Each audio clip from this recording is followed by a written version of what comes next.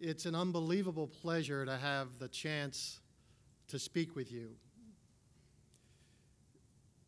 You truly are, in my book, heroes. You are the creative, the committed, the courageous leaders working together to transform a deeply flawed system and much more. You're working to reimagine the future for thousands of children who are touched by that system. On the other hand, I confront a tough challenge this afternoon. In fact, it's really an insurmountable challenge, and it's entirely my own fault. I've allowed myself to be scheduled on this podium after Bart Lubow, truly this movement's most inspired and inspiring leader. And as if that weren't tough enough, then Richard comes up with his compelling images and his fiery insights into why we have to change things, and then I get introduced. Now, I understand there are about 700 folks here in the room today, and I'm happy to offer any one of you the opportunity to come up here and take my place, because that's one of the tough things I have to do. Since I last spoke to this group about 2 years ago, the Foundation has launched a whole series of new projects and new initiatives, and we continue to work on a range of new ideas. The mission of the Casey Foundation remains the same as it's always been: to improve the outcomes for disadvantaged kids and their families. And our targets remain the same as when I spoke with you 2 years ago: building a path out of poverty to opportunity, helping to strengthen families, and helping communities be good places for families to raise kids. All of that has stayed the same. But we've also been working on lots of new ideas. And 2 years ago, when I spoke with you, I said that we needed to begin the path, a long path, of working with lots of other folks to ensure that eventually, whether it takes 10 years or 15 years or 20 years, that we will close the last door on the last reformatory in this country. As you've heard this morning, this work is well begun. We've added to the staff at the Casey Foundation who are working on this issue. You've heard about some of the publications and other efforts to build public will to accomplish this. We've begun to knit together partnerships with the many other foundations and organizations that are working on similar issues, and a strategy is beginning to emerge. So I believe this work is well begun. I think it's important also for you to know that in addition to our work in juvenile justice, the other new initiatives that we're working on, the other new investments that we've begun, are meant to support this work across the entire foundation. We know that the work of closing the last door on the last reformatory is going to require significant policy and financing reforms. And so we have greatly increased our investments in our Kids Count network across the country. What this means is that every one of you in every state across the country will have partners pushing for the kinds of policy reforms that are necessary for our success. We know this work requires strategic communication to get our messages across.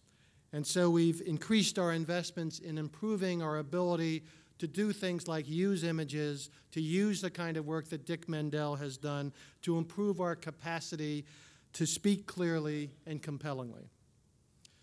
We know this work requires a deeper understanding of practice and a deeper understanding of the actual systems and how they work. And so we've increased our investments in research and in evaluation and in knowledge support so that we can contribute to lessons across the entire field. We know this work requires leadership.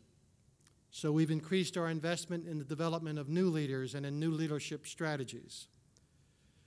We know this work requires effective alternatives to training schools, and so we've increased our investments in evidence-based programs and practices in the child welfare field and in juvenile justice and in other systems that touch kids and families.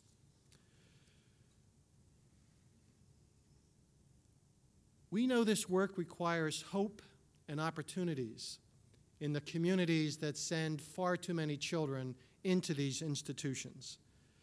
And so we are working with multiple communities across the country to help families find jobs, find economic success, and to help put young children on a path towards educational success. I'm occasionally asked, of all the things the foundation does, why do we have such a big investment in juvenile justice? What is our interest as a foundation that is interested broadly in how children and families are doing in focusing on this system that, after all, touches a relatively small percentage of all the children in the country? Well, we do this work because the mission of our foundation is to improve the odds for the most disadvantaged kids and families in this country, and the kids in the juvenile justice system face longer odds than any other children in our country.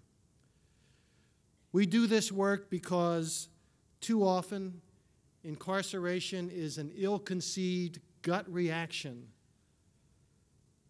a terrible response, a terribly simplistic response to very, very complex issues, a kind of safety net that all of us who work in these systems sometimes over-rely on and allows us to avoid the need for true innovation.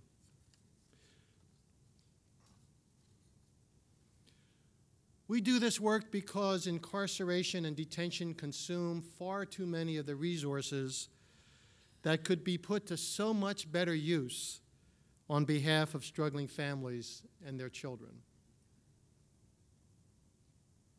But most of all, we do this work because it's the right thing to do. As long as there are kids unnecessarily locked up and inappropriately locked down, we need to do this work. Several folks already have pointed out that this moment in history is filled with opportunity to make a real difference and to end forever the misuse of detention and the folly of the reformatory. If we miss this opportunity, this moment may not come again for many years. And so we must recognize that each of us must take up our responsibility and seize this moment to make change. To gather our resolve, we should ask ourselves,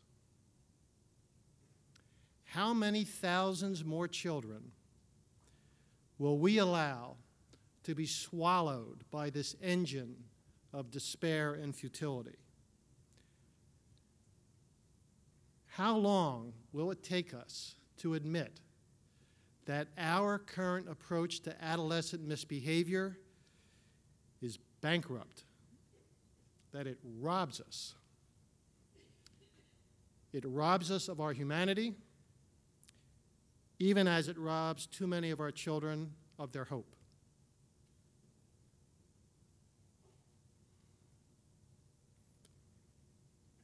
And how long would we allow it to go on if we believed that our very own children would become its victims? We in this room are perhaps not of sufficient power or capacity to achieve the level of change that is necessary all by ourselves. Yet working together, we can motivate, we can influence, we can partner with networks throughout our states and across this country. and so fundamentally alter the course of juvenile justice if we have the will, and if we have the commitment, and if we have the courage. You have all done so much already, but we must do more, and we can do more, and we will do more. Let us agree amongst ourselves as we look across this room filled with the leaders and the visionaries and truly the heroes of this movement, that we will do more. Let us agree that the judicial leaders among us will rally their colleagues and demand a more just system. Let us agree that the prosecutors and the defenders among us will rally their colleagues and demand a more balanced system. Let us agree that those of us in law enforcement will demand a system that is more likely to lead to true safety for communities. Let us agree that the advocates and the researchers among us will demand a more effective system. Let us agree that the managers and administrators among us will demand a more humane system. Let us agree that the policymakers among us will demand a more intelligent system, a system that saves young lives instead of ruining young lives. And let us all agree that we will continue this work as if the future and the well-being of our very own children depends on it, because of course it does. Thank you for your will, for your commitment, for your courage to build on your extraordinary success and to make a real difference for all of our kids and all of our families. Thank you.